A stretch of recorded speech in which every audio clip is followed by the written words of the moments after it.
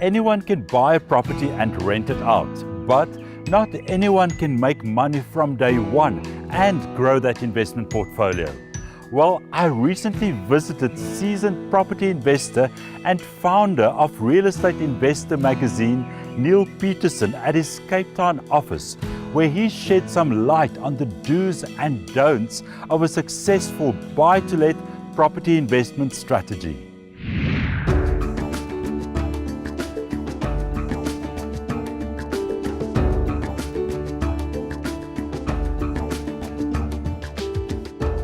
Neil, welcome to All About Property.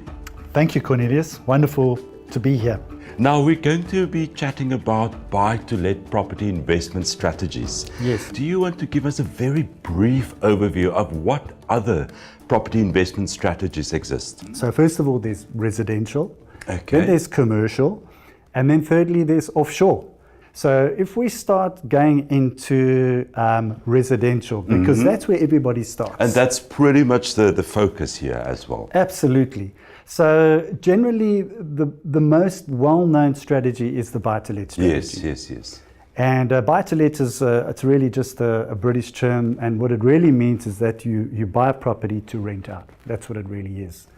I think what a lot of people have sort of not managed to grasp with buy-to-let is that you need to actually make money out of the deal from day one. Everyone says that, make money from day one. What does that mean? After you've got the rent, you can cover the bond, you can cover your levies, you can cover your rates and taxes, and after paying all of those, you should come out on top. Right. Now, you gave us a brief introduction of what buy-to-let is. Let's understand, who is the buy-to-let investment strategy ideal for? It could be both for the starter investor and it could be both for the more seasoned investor. And the starter investor, is that the person who would still have his day job and grow his portfolio on the side? Absolutely. You've got to have some form of other income. I mean, I wouldn't advise you to drop your job and to start investing in property unless you're sitting with a pile of cash on the side. Let's talk about the type of area. Is any area ideal for this strategy?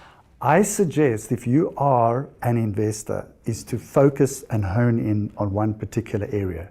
If you're starting out, I would suggest select an area that you live quite close to, especially right from the start. So if we start breaking it down, if you're a first-time investor, I would always look in security type estates, apartments, flats, townhouses. Those are always good places to start. And the reason is simple, there's rental demand there. Now let's talk about tenants. Yes. The do's and don'ts around tenants, because I think at the end of the day, with this particular strategy, that a quality tenant is probably a huge part of the success of the strategy. Absolutely. I would advise getting up and close with some of the tenants when you've got a handful of properties, especially when you're starting to get out, and talk to them. They are real people.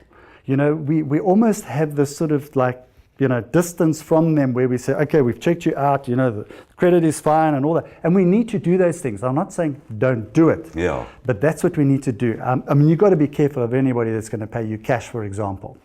Don't accept any cash payments or 6 months in advance and that kind of thing. That doesn't work.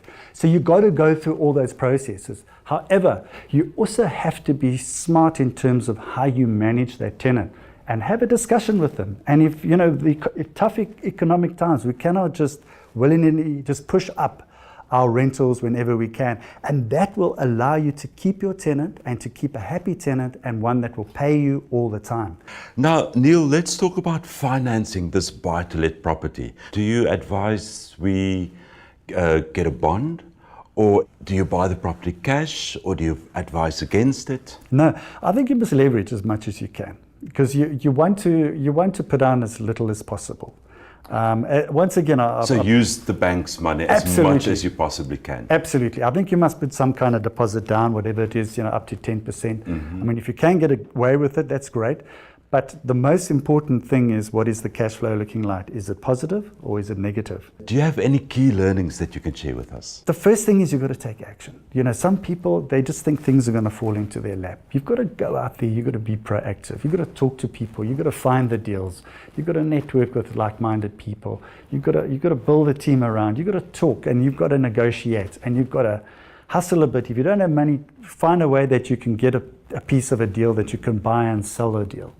Just get into the game. Great. Now, Neil, you are also the founder and publisher of the Real Estate Investor magazine. Yes. I personally subscribe to it, as you know. Well, thank you. I find it very, very useful. Yes. But I think let's hear it from you. What exactly is this magazine all about? Okay.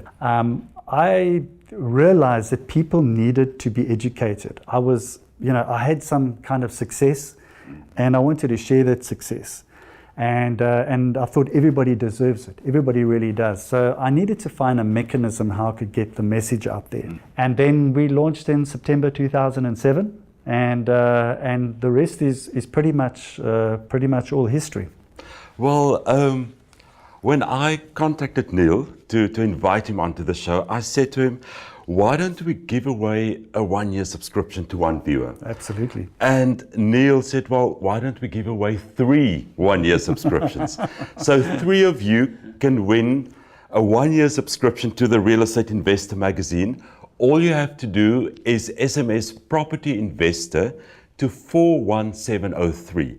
That's Property Investor to 41703. Neil, before we go, any last thoughts for the buy-to-let property investor? There's going to be some deals that's going to fall off the table. There's going to be some deals that you're going to lose money.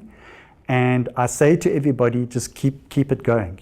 It's life. We have to deal with it. But most importantly, do deal with it and understand that it's only temporary. And we need to keep on going forward. Never, ever give up. Fantastic, Neil. Really insightful. Thank you very much. Thank you very much, Cornelius.